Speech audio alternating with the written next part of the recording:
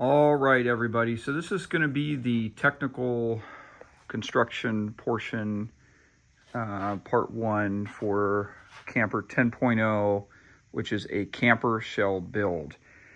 So I'm making really good progress on this, and today I start to actually put some of the siding on it. So I thought this was a good time to do a video before I got into the siding on there, just to show you what I've done.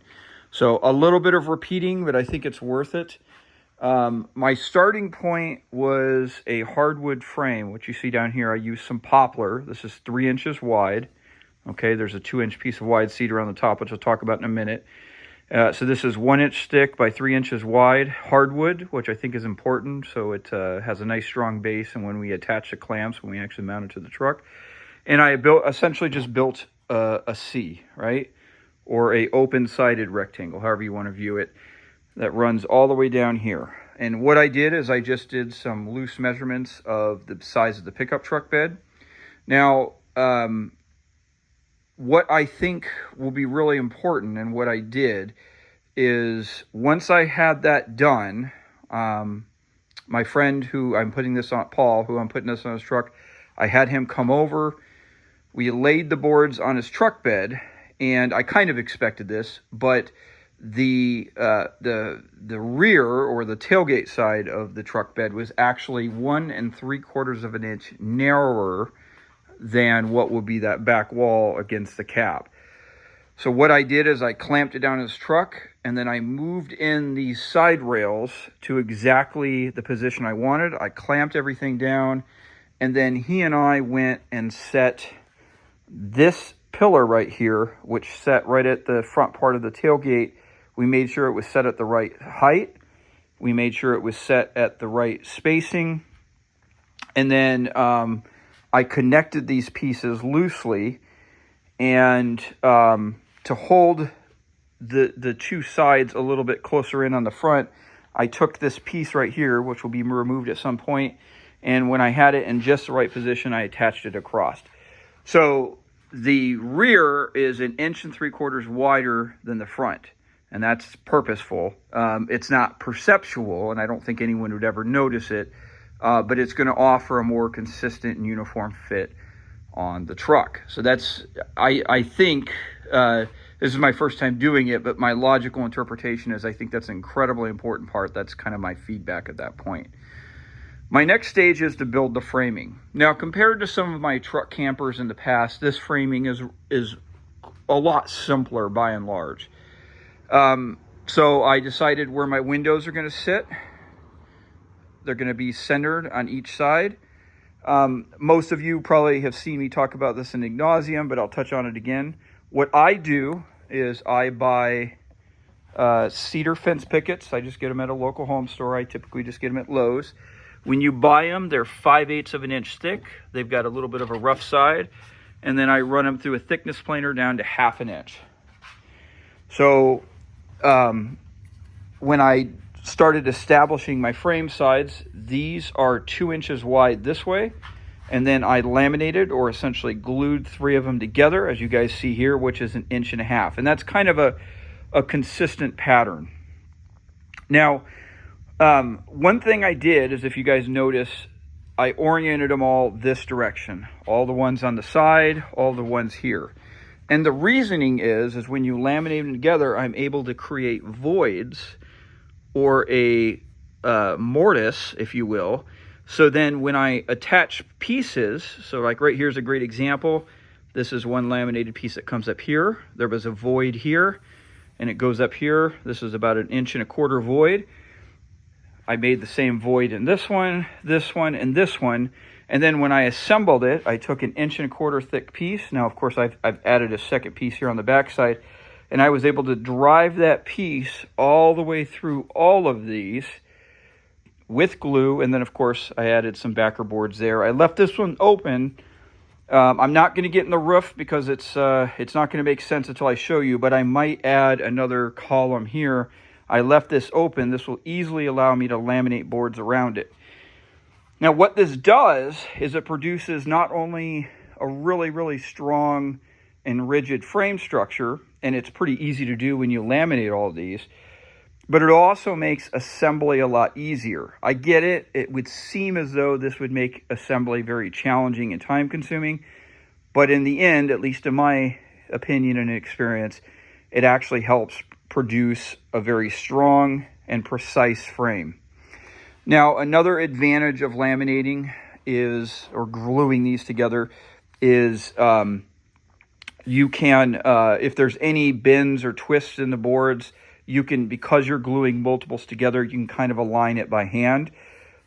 All of these boards are very straight, very functional. I'm not saying if someone uses like 2x2s, for example, they're wrong, but just in my experience, it's very challenging to get very straight 2x2s, okay? And then the final thing of using the cedar is it makes it very light. Now, this is kind of a anecdotal, maybe not a very scientific way, but let me just give you an example. This is 2 fingers. This is me lifting up this frame. This is very little effort. I have put a total of about, so excluding the hardwood surround, which I talked about earlier, this has taken me probably about 17 cedar boards to make. When I plane them down, I've weighed them, they all weigh a pound. And then you guys can imagine I've thrown away a lot of waste and everything from me cutting them down. So excluding the hardwood base, I mean, it's very probable that all of this frame structure you see maybe weighs 15 to 17 pounds. So it makes a very, very light and strong frame structure. These sides are just filled in. Again, I'm going to use those cedar plank style to plank all of this. Because of the unique way I'm going to make the roof, which again I'll talk about in another video, I was able just to run a straight piece that ran the entire length down here, made it really straight and really strong. Now, some of my camper builds, I'm not able to do that. Now, one thing that you guys might, if you followed my channel and seen my other framing, one of the things that you guys might see missing here is there is no beam sections, okay? And again, this is going to be, I'm not going to get into that here, but when I show you guys the roof, you guys will see I'm going to use an entirely different process. There will be some beam structures in place, but they will be assembled when the roof goes in.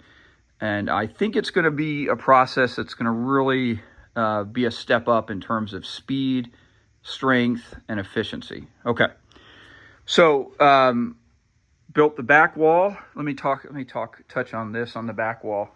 You guys notice right here that when I laminated these, I left a single board width section that goes up on each of these. Again, the reasoning is this is going to have an east-west arcing roof. This will allow me, I don't know the exact measurements until I get the roof pieces in place, but this will allow me to easily modify and add a small stubby piece to support the edge of the roof to just the height I need. So that is done on purpose. And then, of course, up here in the front, I've done the same thing. So the next process that I had to get in was what will be the door frame area. Okay, now you guys can see this is going to be a very big door. It's going to be about 32 inches. At a later stage, all of this is cedar right now. At a later stage, just like I do in all my campers, there will be hardwood jambs and stoppers that will go into place, but that's not going to be for a little while. So what I did is these had been set when we initially put this on the truck.